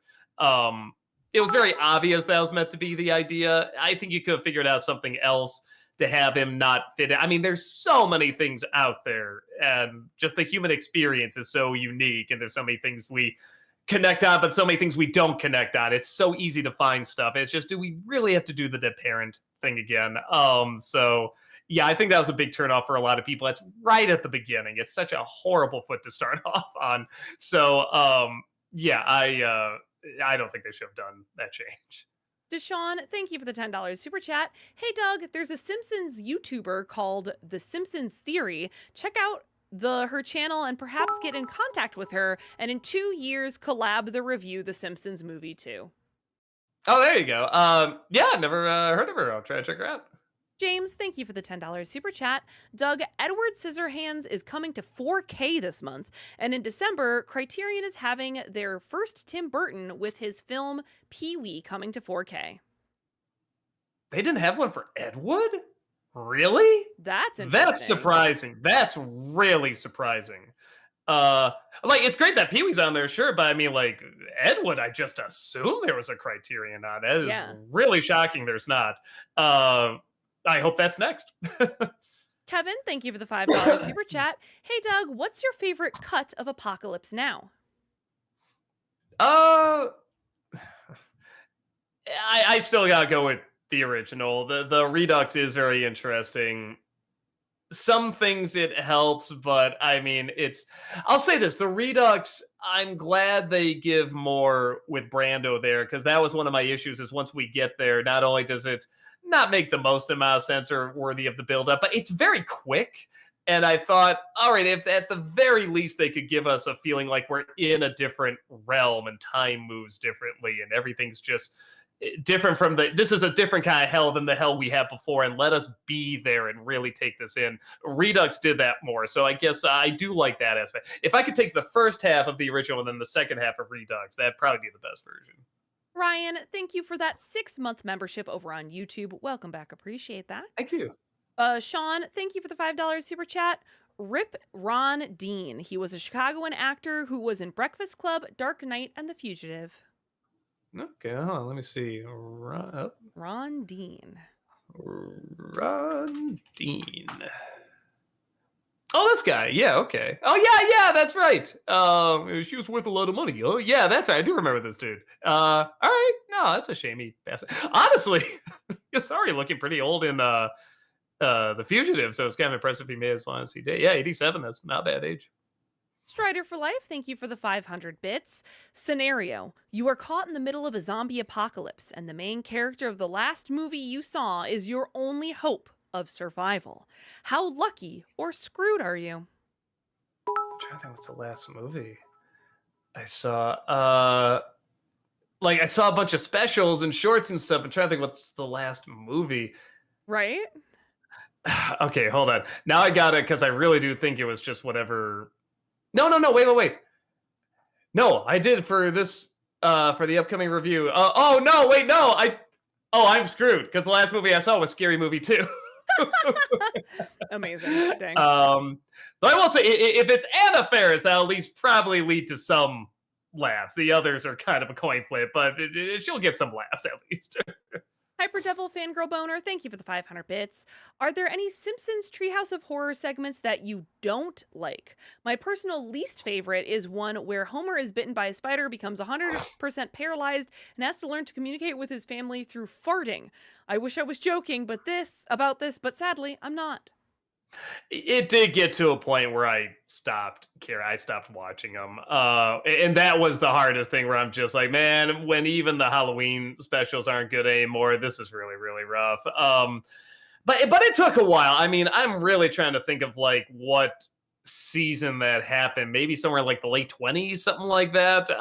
So it took and I stopped watching the show, but I'm like, but I'll still watch the Halloween special, obviously. Come on. Yeah, maybe somewhere in the mid 20s, the more I think about it. So, yeah, like around there. JL, thank you for the 500 bits. Have you ever watched Young Sheldon? I know you never did with Big Bang Theory, but you might like Young Sheldon more. Yeah, my wife started watching it. I watched a few episodes. It's not bad. It's actually a very cute show. We stopped watching it because we just kind of fell out of interest, but it's one of those where like quote unquote we had to watch it for some reason. If like I don't know, someone we know really wanted to put it on, like we wouldn't mind. It's a perfectly, nice show. But yeah, but it's not one, we have to finish it, kind of thing either. Sean, thank you for the $5 super chat. Heather, what are your favorite Halloween centric and Christmas themed movies? For Halloween, I'm not much of a horror person, so I tend to like, I don't know what you call it, like the cozier Halloween stuff. So like Hocus Pocus, Nightmare Before Christmas, things that are just like more creepy vibes, I guess, than they are like Halloween, like Beetlejuice, things like that. Paranorman, Coraline, that kind of stuff. For Christmas, we watch the Muppets Christmas Carol every year. And then my family likes a lot of the, Rudolph the Red-Nosed Reindeer, Frosty the Snowman, like classic specials. So, yeah, I guess those are like my Christmas ones. My family also, for some reason, is absolutely obsessed with Polar Express. My mom makes us watch Polar Express every year. Every year. We got it. Yep. Dave, thank you for the $5 super chat. Do you know about voice actor Jess Harnell's new book, The Lucky Club? It makes fun of all the people you do, like influencers and TMZ. No. Sounds interesting. What's it called? The Lucky Club? The Lucky Club. The Lucky Club. Book, yep. All right. There it is. All right. Might check that out. Sounds like fun. Fandom Theorist, thank you for the $5 super chat. Hey Doug, have you watched Death Battle? And if so, what favorite episode? Also for Christmas, I recommend The Nuttiest Nutcracker. It's a fustercluck. I had to slowly pronounce that so I didn't say the correct one.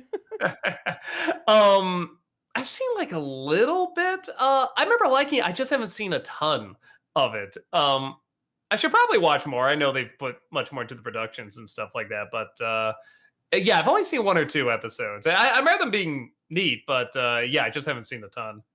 JL, thank you for the 500 bits. You might like Scary Movie 3 better for a lot of the parodies with Signs, 8 Mile, and The Ring in it. I did see 3. There's half a really good movie in there, and then half a really bad one. But the half that's good, I remember I would what I did, I sat down and watched the whole thing, and then Rob was like, "Is it good?" I told him the same thing. I'm like, "Why don't I just fast forward to the funny bits?" And we did that, and he was like, "This is great. This is hilarious." Oh my, like, is the other half really that bad? I'm like, "Yeah." He's like, "Oh, come on." Yeah. So he liked it so much, he sat down and watched the whole thing. He's like, "Yeah, you were right." So it's really weird how there's half a really funny movie in there. Movie Mike, thank you for the 500 bits. And Has Been Hotel, do you hope that Alistair ends the story being completely evil, or do you like that there are some hints that he does have a heart really deep down and does care about the rest of the main characters? The sick bastard in me would love to see him go down as being totally evil. I don't think that's the route they're going to go. I think they are going to have the hints of good in there that that'll either end up saving the day or tragically will be lost, kind of thing. But no, I'm curious to see what they do with it. Movie Mike, thank you for the 500 bits. And Has Been Hotel, what do you think of Nifty? Forget which one Nifty is. The one that Tamara. I was gonna say, as soon as I heard the name, I'm like, I bet I know who it is, but I should see. And I'm like, okay, yeah, it is the one I won. She's fine. She doesn't jump out as like, like my favorite character or anything like that. But I don't know. You see how that character is designed? You get the exact character you think you're gonna get. I kind of like that. So yeah, no, she's fine. JL, thank you for the 500 bits. Do you have a favorite Mr. Bean episode of him?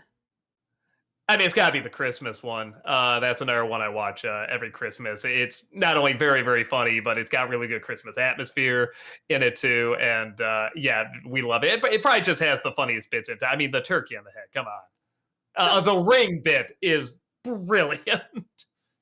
Sean, thank you for the $5 super chat. Have you seen A Million Ways to Die in the West?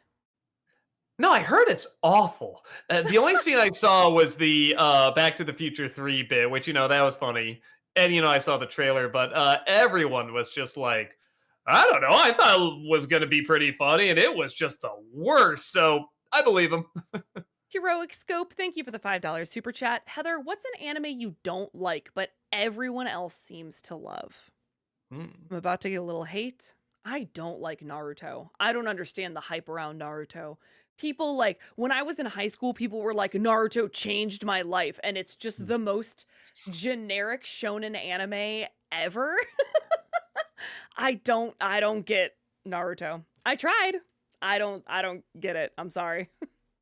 I've never seen it, so I know what he looks like. I know the character, but I don't know anything else about it. JL, thank you for the 500 bits. Thoughts on the 2007 movie Surf's Up, and what do you think of Cody?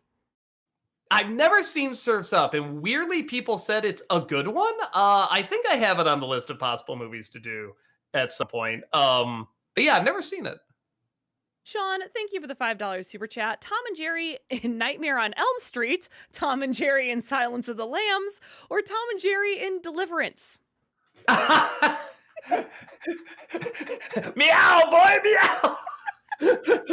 Well, I think that answers. Just little Jerry holding the giant bow and arrow. Yeah, it just gets funnier. Would it be Spike? I'm just thinking about casting. Okay. Yeah, gotta keep going. Movie Mike, thank you for the 500 bits. And Wallace and Gromit, Vengeance Most Foul. What do you think of the Penguin? Do you like him as in Wrong Trousers? I like him in Wrong Trousers more, but I did like it. I thought it was a pretty good follow-up. I do wish it was... I get what they're doing. They want to make it bigger, so they're combining a bunch of different techniques. I do like it when all the stuff is really there on set, and they're working okay with the idea that they will build this stuff, but then they'll green screen it, the characters onto there. And I'm like, okay, but man, it really was more impressive when it was really all right there, like in that room kind of thing. But so I think because of that, I'm always going to like the one that looks a little smaller, but feels kind of bigger. And I think for like kind of a caper that works well with that. But yeah, but he's still fun. That's a long-winded way of saying he's good. Leprechaun Farmer, thank you for the $5 super chat. With Halloween coming up, a good fanscription idea would be, what if we made Hocus Pocus 2 good? I mean, the big thing would honestly just be fixing the kid characters. I mean, everything else, for the most part, is fine. It's just the kid characters were so boring. JL, thank you for the 500 bits. When you redo Batman and Robin, how will you do the Bat credit card joke again, differently this time? Also, a punch for the Bat credit card. I don't know. Oh, yeah. There you go. But I don't know. I know I do want to do Batman and Robin. I do not have an idea yet for how I'm going to do the Bat credit card bit. So I guess we'll both be surprised. Heroic Scope, thank you for the $5 super chat. Do any of you have any tips on memorizing a script for YouTube videos? I mean, for me, that's one of the reasons I put so many edits in is so I can read half of it and I can keep the lines very, very short so I can remember it, say it, do a couple takes. Yeah, maybe that's more, for you, Heather, because mine is always like, I know how I'm going to edit it, so I know how far it can go. Yeah. How about you? I've always just been good at memorizing things. I know that's not helpful. I've just always been good at memorizing things. I can read facts and stuff and just remember them. Although honestly, I think it helps if you write it down. I used to also teach theater and stuff, and I do think sometimes if you write it down while you say it and you're trying to memorize it, it does help. It gets it in like your muscle memory, so to speak. I think for me, especially... Oh, go ahead. you don't have to necessarily memorize things in this day and age. You can easily rig up your own teleprompter with like just a little bit of luck and ingenuity. You know what I mean? Like teleprompters can go a long way. And I think with me, a lot of it is I always find the music to the words. I try to write them that way too, because it is comedy, and comedy does have that music. That's one of the things that's so delightful. It's like a delightful melody of misery. That's always what it is. So for me, I always try to find the music in there, so it's already a little bit more memorable, if that makes sense. Might be overcomplicating it for you too. No, I get it. Adding the cadence in it to like memorize Yeah, it like a song. yeah. Sean, thank you for the $5 super chat. Favorite scene from The Shawshank Redemption? Uh, Let me see. I do really like. I don't know if this is like the best scene or anything, but I do really like just when they get there and there's the idea of like the cell closes and you're there. It's real. And everybody inevitably has a breakdown. I like that because and everyone's placing bets on it and stuff like that because they've been there long enough and they probably know, maybe these people will be our friends. Maybe they'll be jerk. Maybe they'll be dead. I don't know. But so it's like, it's just what else are they going to do? They're prisoners there and everything. And I thought just that kind of realism of that. It's like, yeah, man, when that door closes and that is your home now and it sets in, that just felt very, very real. JL, thank you for the 500 bits. Heather, do you remember Queen Beryl from season 1? I do. I enjoyed her as a villain. She's a little anime generic, but I didn't know that the first time I saw it, so I thought she was pretty cool and interesting. Movie Mike, thank you for the 500 bits. In Vengeance Most Foul, what do you think of the moment when Wallace tells Gromit to give the penguin the diamond because he can live without inventing, but not with Gromit? Do you like it, or do you think it's too cheesy? Oh, I think you can be a little cheesy in Wallace and Gromit. You just can't go too far, too much with it. And I don't think they did. I think it worked out pretty well.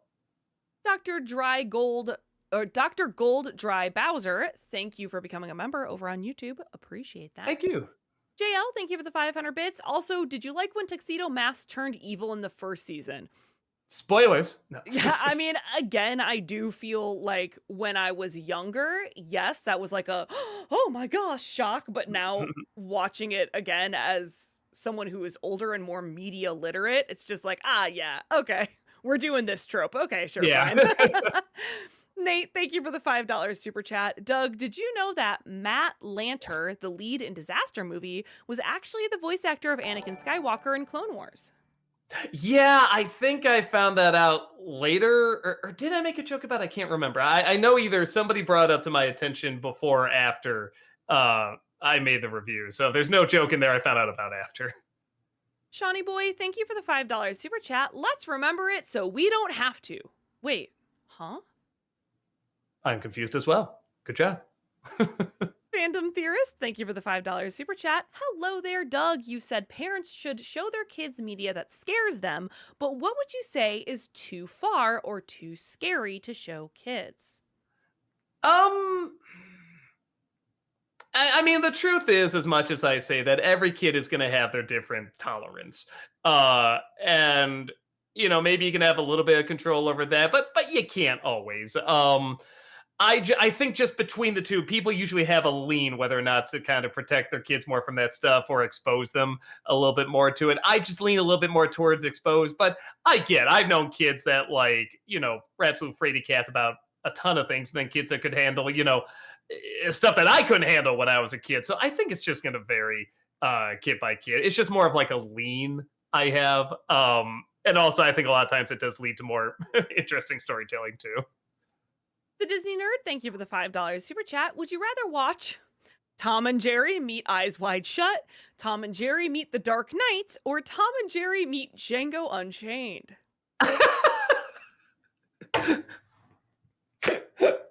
I'm sorry, when you went to Django Unchained, I just went to the episode you can't see now of Tom and Jerry, and it's like, yeah, that wouldn't work. Oh, just a lot of color.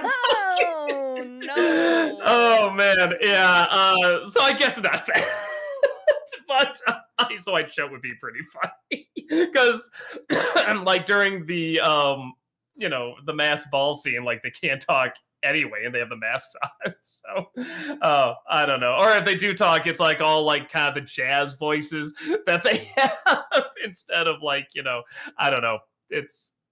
Eyes Wide Shut. I'll go with Eyes Wide Shut because it's just there's more opportunity.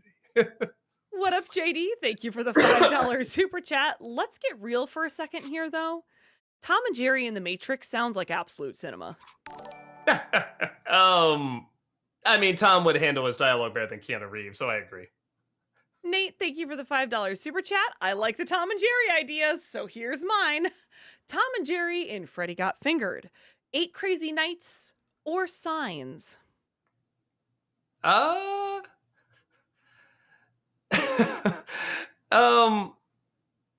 guess Freddy Got Fingered would be the one where I'd be like, yeah, how would you do that? What would he do to them? So I guess I'll say that. Signs is just you can almost see that working too well. Just they're doing their stuff and they're just going, oh, like that. Like it's almost works a little too well. Fandom Theorist, thank you for the $2 super chat. Here's my pitch. Tom and Jerry in 300. Yeah, but again, it kind of works too well. You can just see them like they're going to fight and everything, and then they're just getting the robes and white. Like the ones where you can just so easily see them just to the side, I think works a little too well. Ones where it's like, how on earth would they even be in these scenarios? Like Eyes Wide Shut or something like that, or ones where I'm a little bit more fascinated by those. Barry, thank you for the £2 super chat. Hi, Doug. Can you do Halloween movies as the critic? Like the Halloween movies? Is that what they're talking about? Like the They Michael just said Myers Halloween movies. Halloween movies. We talked about maybe doing some of like the slasher film. I'm not a big slasher guy, so I try to go for ones that I think are doing something a little different or something I can add something new to. I did think maybe I could just bring like Why I Never Quite Got That into them, but I don't know. Like Sleepaway Camp was one I really wanted to talk about, and nobody cared when I did that. So we'll see. Leprechaun Farmer, thank you for the $5 super chat. Did you hear that Michael Bay might be making a Skibbity toilet film? To be fair, he might be a good choice since toilets are explosive. Yeah, I've heard about that for a while. I feel like the trend is already past, and if there's any truth to that, I think it's probably over now. I forgot to turn off the 1000-bit scare alert, and I just almost peed myself. That scared me so much. It was well, so which one loud. was it? It's your scream as Pennywise. It was so Oh, loud. that. Yes, Jesus Christ. All right, I got to remind myself to turn that off next time. Sorry Lord about that, have but mercy. thank you. Sorry, chat. That was so loud. I think I'm deaf. I think I'm deaf and almost dead. Holy cow. That must look great on like the people watching it. Just see you going like that, and me just anyway, blah blah blah blah blah blah. Yeah, I definitely did not hear what you were saying. It was very, very loud. That's funny. It was very, very loud. That's funny. JL, thank you for the 1,000 bits. Speaking of signs, give it a rewatch and pointed out some of your points about why the aliens would come to a planet full of water. I mean, I watched it a few times for the review. It has not gotten better. And people always try to defend it and talk about stuff afterwards. I'm like, yeah, I'm still not seeing. I mean, if it does it for you, okay, but I don't know. I think it's kind of hilarious. The Disney Nerd, thank you for the $5 super chat. Tom and Jerry in The Exorcist, Tom and Jerry in Psycho, or Tom and Jerry in Saw? Saw is pretty funny because you can see them getting mangled up in different ways if they don't get out of the traps. So that's pretty funny. Sorry, I was managing the variations to make sure we did not get absolutely blasted again. All right, done. Great. Awesome. Cool. We are caught up, so I'm going to look at some of these questions here then. Sean49 Doctor over on Twitch says, Doug, you clumsy poop. Where's your NC for the movie Throw Mama from the Train? I don't know if anyone would be that interested. I did do on the Danny DeVito career dive. I did talk about it there, so guess you can see it there. Nate, thank you for the $5 super chat. Tom and Jerry in The Godfather. I almost said Goodfellas. They put Godfather. Tom and Jerry in Silence of the Lambs, or Tom and Jerry in No Country for Old Men. Silence of the Lambs. Come on, there's a lot more creativity you can do with that. I think. Unheard Sirens, thank you for the $5 super chat. Here you go. Tom and Jerry in Basic Instinct. Tom and Jerry in Terrifier. Thank you and good night. Oh, Terrifier! Oh my god! I mean, already he can't talk, so I mean that's just perfect. They could be like his little helpers and stuff. I don't know because they give him a kid, they give him kind of a wife. I mean, he's got to have pets, so I think it makes sense. Strider for Life, thank you for the 500 bits. I would like to see Speedy Gonzalez and Slowpoke Rodriguez get their own movie like Tom and Jerry. Uh, I can see that working. I hear a lot of how do I put it? I hear a lot of people say they're problematic, but they're always from white people. You know what I mean? Like I always kind of see a Slowpoke I can almost see, but I don't think it quite crosses over into that personally. As a white guy looking at that, yeah, I don't know. I can see something there. I can see something kind of fun with that. JL, thank you for the 500 bits. Do you watch Family Matters? And if you do, what's your favorite episode? You know, I saw a clip on YouTube and I'm like, is that real? And it was from I think either the first or second season when it was trying to be like a real show that wasn't going super goofy all the time. And like Carl is talking at the grave of a hostage he couldn't save. And it's done completely straight, completely serious. And because you know where the show is going to go in just a season, it's one of the funniest things ever made. I put a post to it about just knowing where the show goes, what I want to see happen. I want to see Urkel catapult himself into the scene because he used the re-Urkelnator to bring the hostage back to life, and it's a zombie. And then like John McClane swings in, and he's like, "I got this. You're not very good at handling this with guns and stuff like that." And he shoots a grenade launcher into the zombie's mouth and blows up, and blood goes everywhere, all over the widow, all over Carl. And Steve goes, "Did I do that?" And Carl chases him around the cemetery, and it's impossible for your mind not to go somewhere like that watching this scene that's very well acted by this very good actor because you just know where it's going to go. So yeah, when you brought that up, that's literally the first thing that popped in my head is that scene. So that might be my favorite scene just because you can see what the show was trying to do and then just knowing the direction it's going to go, and it's absolutely hilarious. The Firstborn, thank you for the $5 super chat. Do you think Tron Ares looks at least interesting at all? I think it does. I guess I'm one of the few people that kind of thought, oh, that might be interesting. I thought the visuals look neat. I think the idea of them coming to our reality is kind of neat. The idea of having them like kind of weaponize these computer generated soldiers and stuff like that. I don't know. I'm not like in love with it, like, oh, I can't wait or anything, but I'm kind of curious. I'm a little, intrigued to check it out. Tenchi Girl over on YouTube says, "Hi Doug, since it's Halloween time and it was a 50th anniversary of Jaws, have you heard of the 80s movie called Blades? It's a parody of Jaws about a man-eating lawnmower and filmed in my hometown." No, I haven't. Blades movie. All right, the cover's pretty funny. It's literally just this girl on the ground going, ah! And there's like lawnmower blades heading towards her. So yeah, it looks kind of funny. JL, thank you for the 500 bits. I think you should check out the Stevel episode and Stevel 2 episode for Nostalgia Halloween. Stevel? I don't think I know what that is. Urkel, evil, or I know what you're talking about. Yeah, we'll see. I haven't really done that many Family Matters episodes or Family Matters at all, really. So may be a good excuse for it. We'll see. Yeah. All right, everyone, that does bring us to 8 o'clock. So thank you so much as usual for being here. We super appreciate it. We couldn't do this stream without your questions and comments. So thank you all. We do have stream on Twitch tomorrow. Malcolm's going to be back playing more Silent Hill F with the scare alerts on. So I got to make sure I turn those back on here before I leave. The Mm. scare alerts will be on while Malcolm plays. It's been pretty funny. He's pretty easy to scare. Also, Doug will be back on Friday playing more Final Fantasy VII Rebirth, so join us back there, and then have a wonderful rest of your evening, and we will see y'all later. Bye! Bye.